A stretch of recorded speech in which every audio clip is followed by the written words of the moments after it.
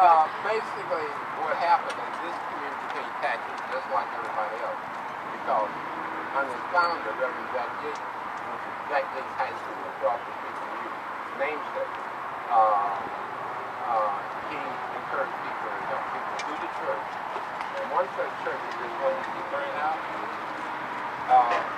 Reverend Jack Yates built a church in about 1879 or so. But it got strangely caught on fire. Mysteriously. The flame. Let's look around and see who would have motivation to put that church out. Look what's around. But anyway, never mind that. But we paid taxes. This community paid taxes. But they couldn't get no city services. This, and basically, if you study from a government standpoint, the city report during that period of time, they created for war, a four-system ward system to ensure none of this public money ended up in this district. And that's what they did, they blocked all money. So the people collected from each other and got the citizens of this community to buy a brick unseen.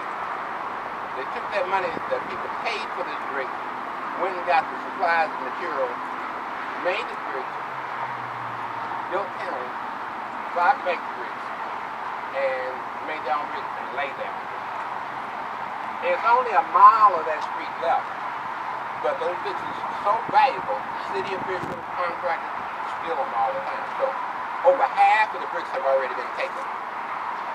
And I was wondering why, and I went on a webpage for a historical group in Richmond, Virginia. They got some summer street. And I found out that those bricks are worth about $40 each, remember. And so people are taking the bricks, building interior walls, fireplaces, patios, and all that. Now, West Dallas used to have some similar bricks on it. But if you ride back where you just came from Richmond and Montrose area and go west, you see those sidewalks. Those are West Dallas bricks. They took our bricks. They took them over there. Now, wow. Yeah, now, you don't see that many of them because initially they took a whole bunch of them and made paved driveways and patios for businesses and all that. But eventually, those antique bricks came up missing and some little new curvy little bricks came in place. They realized they were so valuable that they moved them again. And so you don't see many of them, but you see a few sidewalks still left that they haven't taken.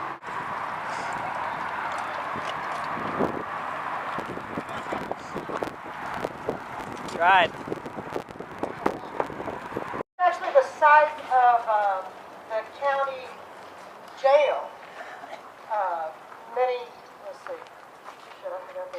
Over 100 years ago, in the late 1800s. And that was the tree that people were hung from.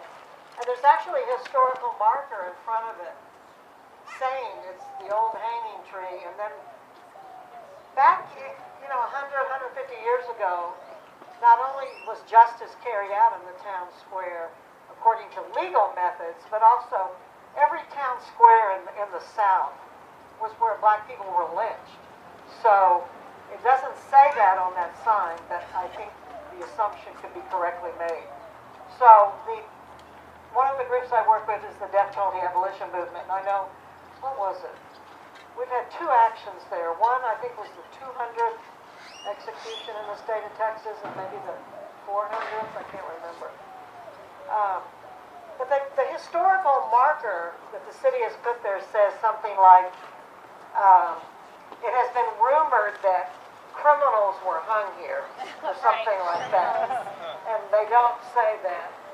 And also black people were lynched here. But anyway, so that's why we've had some death penalty actions there, because our position is that the executions today are a continuation of lynching, so just done under color of the law nowadays. The big story was that a body had been found. Actually, it was found floating about 10 blocks down, but on Buffalo Bayou.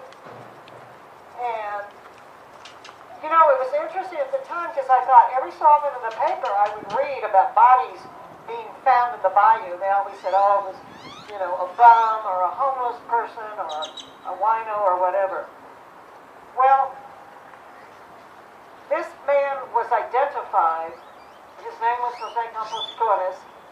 grew up in Houston. His family was from Houston. He was an ex-Vietnam vet. And what had happened was he had been drinking in a bar on Canal Street on the east side, and the cops came in, and I don't know why he was arrested, but he was. They probably still have these places today, but I know for sure, because I knew in the 70s where they were, there was areas that the Houston cops would take people to just beat the shit out of them before they'd take them and book them at the county jail. So they brought him down here and beat him up. It was 5 cops. They handcuffed him and they just threw him in the bayou. Well, they took him to the hospital. Yeah, they took him to the hospital first because they wouldn't admit him at the city jail. That's right. Then they brought him back here. And the reason that people found out about this, who he was because one of the 5 cops was actually a rookie officer. And I guess he didn't know that this was routine. So he got a little upset and told somebody. And if I'm remembering correctly, maybe his dad was a cop. I don't know. So it became quite a struggle to have these cops indicted. Because this young cop, the rookie cop, named who was down here that night and said what had happened and that he had been thrown in the bayou, handcuffed. So it was quite a struggle to try to get these officers charged with murder, which is exactly what it was. I think eventually no criminal charges were ever brought. There was a federal civil rights charge brought. It seems like they got like $1 fine or a day in jail or I don't know, something ridiculous. What happened the next year on Cinco de Mayo, Moody Park, which is up here a couple of miles on Fulton, back in the 70s was the scene of a Cinco de Mayo festival every year. It was a park where a lot of people gathered. There was actually anti-war rallies there during the Vietnam War. But on this particular Cinco de Mayo, you know, people were getting drunk and barbecuing and having a good time. And a fight broke out. 2 dudes were fighting. Somebody called the cops. Well, when the cops got to Moody Park, I guess everybody decided they had a common enemy. So the fight stopped, and then it started again, but it was between the people in the park and the Houston police. And the cops called it a riot. I call it a rebellion because that neighborhood, I had actually lived in that neighborhood. It's a Chicano neighborhood, very poor, working class neighborhood that had been one of the neighborhoods occupied by the police. And actually it still is. So it was a very righteous rebellion. Cops had, you know, beer bottles and stuff thrown at them. And one of the cops that got hurt that day, not a cop, a news reporter who got hurt that day, I was so glad when I saw in the news that he'd gotten hurt because he was on top of St. John's Missionary Baptist Church on Dowling Street when Carl Hampton was murdered up there as a reporter. After he got hurt at Moody Park, he was still a reporter. Well, he became the public information officer for HPD for many years. Jack Cato? Who are you thinking of? Phil Archer was the other news person. He got hit in the butt with a brick. His butt was bleeding. But Jack Cato also got injured, and I thought, well, good. You know, I wish they'd smashed his head in.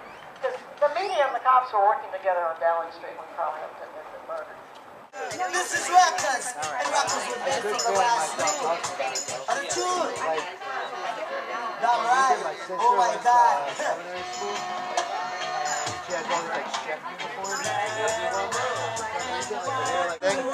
Oh my God. Recording.